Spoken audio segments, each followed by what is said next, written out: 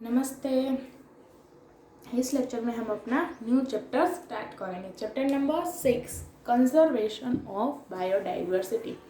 Conservation मतलब कि बचाना। तो हमारे बायोडाइवर्सिटी को हम किस तरह से कंजर्व कर सकते हैं, इसके बारे में इस पूरे चैप्टर में हम देखेंगे। तो सबसे पहले आज हम देखेंगे उसका इंट्रोडक्शन और एक पॉइंट कंप्लीट करते हैं। तो चलो देखते हैं इंट्रोडक्शन। इंट्रोडक्शन में क्या है तो कि a large variety of plants, animals and micro organism are present on the planet earth. यानी कि हमारे इस प्लैनेट में, हमारे प्लैनेट का नाम कौन सा है तो अर्थ। अर्थ में लार्ज वेराइटी यानी कि ज़्यादा वेराइटी में प्लांट्स है, एनिमल्स है, माइक्रो ऑर्गेनिज्म है, ये सभी अर्थ के ऊपर प्रेजेंट है। This are living natural resources. और ये सभी क्या है तो कि लिविंग नेचुरल रिसोर्सेस है, नॉन लिविंग थिंग्स थोड़ी ना है। क्या है तो कि प्लांट्स, एनिमल्स, माइक्रो ऑर्गेनिज्म, ये सभी क्या है तो कि living natural resources. In addition there are other natural resources such as air, water, land और सोइल एंड सन एनर्जी। सिर्फ लिविंग नेचुरल रिसोर्सेज के अलावा भी, तो इसके अलावा और क्या है तो कि हवा, पानी, भूमि, सोइल, सन एनर्जी, ये सभी भी अर्थ के ऊपर अवेलेबल यानी कि प्रेजेंट है। This constitute the non living natural resources. ये सभी क्या है तो कि लिविंग थिंग्स नहीं है, ये नॉन लिविंग थिंग्स है। यानी कि अर्थ के ऊपर लिविंग थिंग्स भी है और नॉन लिविंग थिंग्स, यानी कि लिविंग नेचुरल रिसोर्सेस और नॉन लिविंग नेचुरल रिसोर्सेस दोनों प्रेजेंट है। All living things depend on non-living natural resources and there needs to be a balance between these two। यानी कि जितने भी लिविंग थिंग्स है, जितने भी लिविंग नेचुरल सोर्सेस है, वो किसके ऊपर डिपेंड करते हैं तो कि नॉन लिविंग नेचुरल रिसोर्स के ऊपर। अब हम इंसान हैं, हम लिविंग थिंग्स हैं, लेकिन हम किसके ऊपर डिपेंड करते हैं? पानी हमें चाहिए, सन चाहिए ना, सन एनर्जी, प्लांट्स भी हमें चाहिए। तो सभी नेचुरल रिसोर्सेस एक दूसरे के ऊपर डिपेंडेंट रहते हैं। इसीलिए इस अर्थ के ऊपर दोनों का बैलेंस होना ज़रूरी है। सिर्फ लिविंग सोर्स रहेगी और नॉन लिविंग नहीं रहेगी तो ये भी पॉजिटिव थिंग नहीं है, ये भी हमारे लिए हानिकारक ही होगा। तो दोनों का बैलेंसेशन इक्वल होना चाहिए। But with increase in human population the demand for natural resource has increased ट्रेमेंडियसली।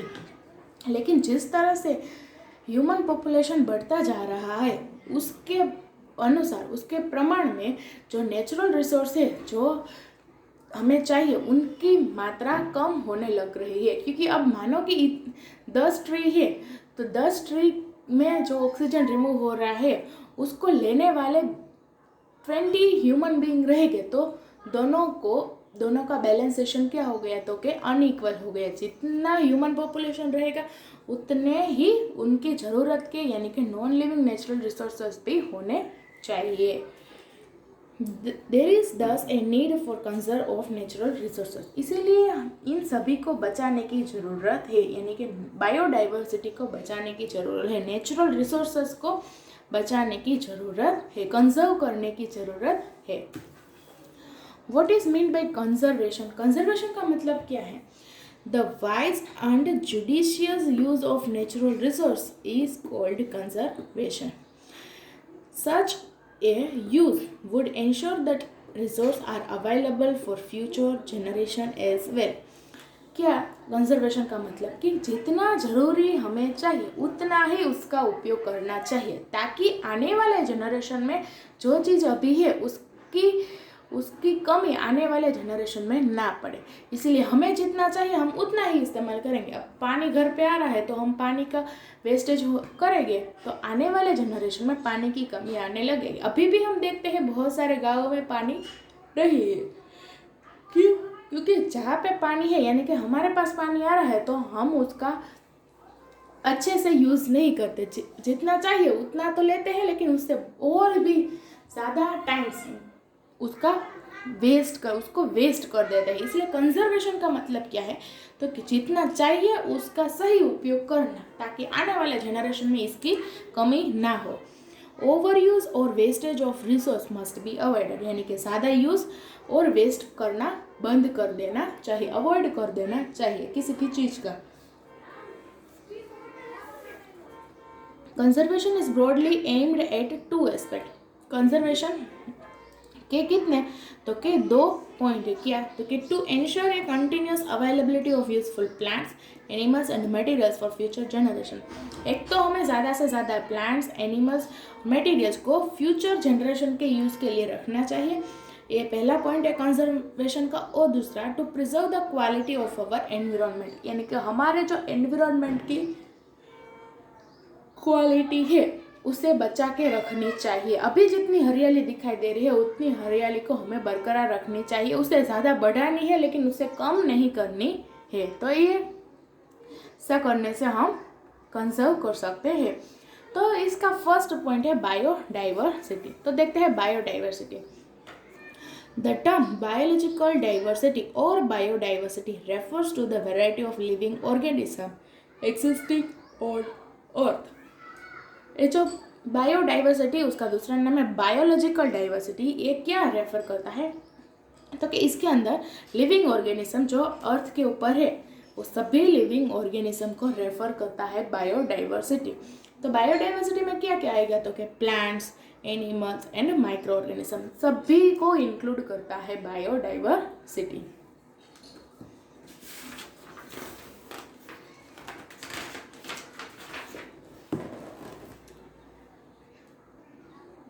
तो biodiversity is not disturbed uniformly across the globe. Some areas have greater biodiversity than the other. Forests are the region where biodiversity is more. यानी कि biodiversity जो है वो सभी जगह पे एक इक्वल लेवल में डिस्टर्ब नहीं हो रही है, कहीं पे ज़्यादा कहीं पे कम, यानी कि इक्वलेंस भी नहीं है बायोडाइवर्सिटी का भी नहीं है, और वो जिस तरह से डिस्टर्ब हो रही है उसका भी इक्वल प्रमाण में इक्वलेंस नहीं है। अब मानो कि कोई, अभी हमारे इंडिया में देख लो कि बहुत सारे जगह पे ऐसा है कि वहाँ पे थोड़ा से भी प्लांट्स हमें दिखने को नहीं मिलते, बहुत सारा ऐसा है कि वहाँ पे तो बहुत सारी हरियाली है। तो सभी जगह पे ऐसा नहीं है कि प्लांट्स को हटा के बिल्डिंग बनाते जा रहे, थोड़े जगह पे अलग है। तो बहुत सारे लोगों का मानना तो ये है कि प्लांट्स को प्लांटिंग करनी चाहिए, यानी कि बायोडाइवर्सिटी का जो लेवल है वो पूरे ग्लोब में एक सरखा नहीं है, कुछ जगह ज़्यादा है कुछ जगह कम है। और फॉरेस्ट और the region where biodiversity is more, जहाँ फॉरेस्ट होता है वहाँ पे बायोडाइवर्सिटी ज़्यादा होती है, वहाँ पे प्लांट्स, ट्रीज हमें ज़्यादा दिखने को मिलती है। फर्स्ट पॉइंट है उसका, वाई कंजर्व बायोडाइवर्सिटी, हमें क्यों बायोडाइवर्सिटी को बचाना चाहिए, क्यों उसे कंजर्व करना चाहिए।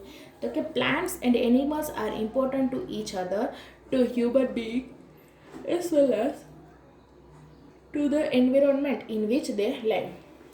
जो प्लांट्स है, एनिमल्स है, ये दोनों ही इम्पोर्टेंट है एक दूसरे के लिए, प्लांट्स और एनिमल्स दोनों के लिए इम्पोर्टेंट है, और ह्यूमन बीइंग के लिए भी इम्पोर्टेंट है, उसके साथ साथ एनवायरनमेंट के लिए भी इम्पोर्टेंट है जहाँ पे ये सभी रह रहे हैं। तो कि जो भी है वो एक दूसरे के लिए जरूरी है। All the component of our environment maintain an ecological balance, ये जितने भी कंपोनेंट्स हैं हमारे एनवायरनमेंट में वो सभी एक इकोलॉजिकल बैलेंस को मेंटेन कर रहे हैं। डिफरेंट ऑर्गेनिज्म और dependent on each other directly और इनडायरेक्टली, यानी कि अलग अलग ऑर्गेनिज्म अलग अलग दूसरे ऑर्गेनिज्म के ऊपर डिपेंडेंट तो है, कुछ डायरेक्टली डिपेंड है कुछ इनडायरेक्टली डिपेंड है। अभी हम डिपेंड है प्लांट्स के ऊपर, तो किस तरह से, तो क्या प्लांट्स है उसी से हमारा फूड आता है, डायरेक्टली हो या इनडायरेक्टली हो, लेकिन सभी डिपेंडेंट है। एनिमल्स से, एनिमल्स भी प्लांट्स के ऊपर डिपेंड है क्योंकि उनका तो फूड ही क्या है, तो क्या प्लांट्स ही उनका फूड है। तो इस तरह सभी एक दूसरे के ऊपर डिपेंडेंट है, फिर चाहे वो डायरेक्ट डिपेंड हो या फिर इनडायरेक्टली।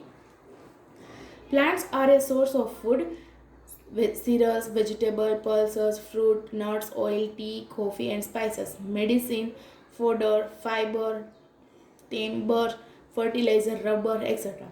तो क्या प्लांट में से हमें क्या क्या सोर्स मिलते हैं, तो क्या एक तो फूड का सोर्स जिसमें से ये सभी हमें मिलता है, उसके बाद प्लांट्स में से medicine, fodders, fibres, timbers, fertiliser, rubber, सब कुछ हमें प्लांट्स में से मिलता है, तो इसलिए प्लांट्स भी जरूरी है। उसके बाद देखो एनिमल्स, तो क्या animal provide a number of product such as meat, fish, egg, milk, honey, ivory and silk.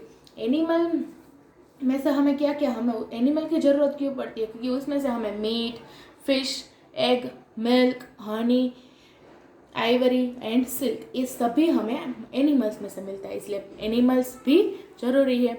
उसके बाद तो कि biodiversity is also important in the following veg. और किस किस तरह से हमें बायोडाइवर्सिटी ज़रूरी है? तो कि helps to regulate climate, rainfall and wind, यानी कि हमारा जो क्लाइमेट है, रेनफॉल है, विंड है, हवा पानी जो भी है, इन सभी को मेंटेन रखने के लिए भी बायोडाइवर्सिटी की ज़रूरत है। एयर एंड वाटर को प्यूरिफाई करने के लिए, शुद्ध हवा, शुद्ध पानी हमें चाहिए, तो उसके लिए भी बायोडाइवर्सिटी को कंजर्व करना जरूरी है। Help in recycling of nutrients, nutrients जो एक ऑर्गेनिज्म यूज नहीं कर सकता, तो उस और न्यूट्रिशन का साइकिलिंग करके दूसरा ऑर्गेनिज्म यूज कर लेता है। तो इस तरह न्यूट्रिशन की साइकिलिंग में हेल्पफुल होती है बायोडाइवर्सिटी।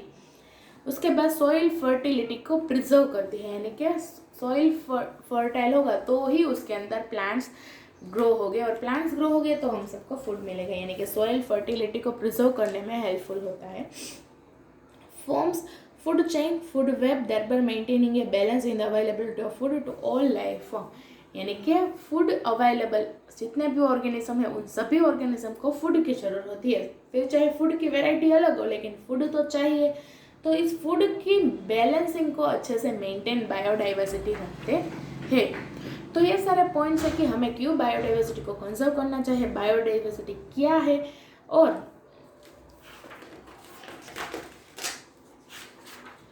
कंजर्वेशन किसे कहते हैं। तो आज हमने इसके बारे में सीखा। आगे का जो है वो हम नेक्स्ट लेक्चर में लर्न करेंगे। ठीक है, चलो नमस्ते।